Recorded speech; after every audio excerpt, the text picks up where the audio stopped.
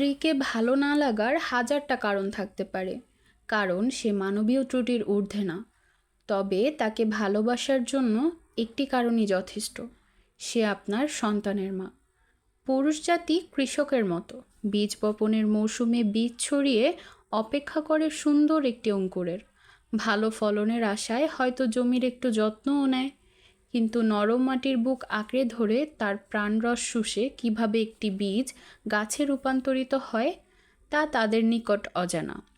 একটি শরীরের মাঝে আরেকটি জীবন্ত শরীর টানা 9 মাস ধরে বেড়ে ওঠার পিছনে লুকিয়ে থাকে না জানা অনেক ভেজা গল্প, অশ্রু জল, নির্ঘুম রাত, তীব্র ক্ষুধা থাকা সত্ত্বেও খেতে না পারার নির্মম কষ্ট, হাজারো শারীরিক জটিলতা, এমনকি মৃত্যু ভয়কে উপেক্ষা করে সে অপেক্ষার প্রহর গুণে পিতৃত্ব উপহার দিয়ে ভালোবাসার মানুষটির মুখের হাসি দেখা।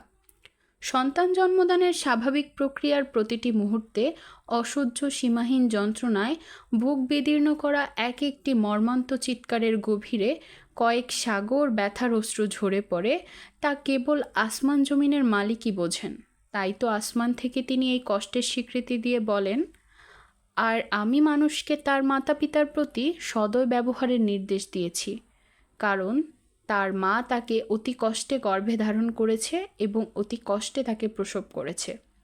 নাক কান ফোড়ানোর সময় সূচ দেখে চিৎকার করা মেয়েটি আপনার প্রথিত বীজের ফলটিকে আরও নিরাপদে আপনাকে হস্তান্তর করতে অস্ত্রোপচারের জন্য বীরাঙ্গনার মতো হেঁটে যায় এবং স্বেচ্ছায় নিজেকে ডাক্তারের ধারালো অস্ত্রের নিচে বলি দিয়ে দেয়, আর ফিরে আসে স্ট্রেচার পড়ে থাকা আহত রক্তাক্ত অবশ দেহটি নিয়ে। কখনো বা সত্যিকারের এই বীরাঙ্গনার আতুর ঘরের কোনায় কিংবা হাসপাতালের বেডে জীবনের ইতি টেনে নীরবে ওপারে চলে যায়। বলুন তো, এই মানুষটিকে ভালো না বেসে থাকা কি আদৌ সম্ভব?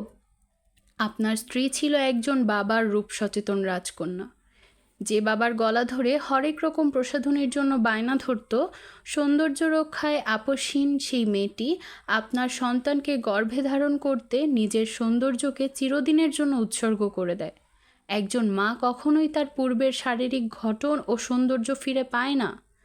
এটা জেনেও আপনার সেই বীরাঙ্গনা এতটুকুও পিছপা হয় না। আপনার কারণে হারানো সেই সৌন্দর্যের জন্য যদি আপনিই খোঁটা দেন, তখন কষ্টের তীরটা কিভাবে তার হৃদয়কে ফালি ফালি করে দেবে তা বোঝার জন্য খুব বেশি পরিমাণ বিবেকের প্রয়োজন হয় না।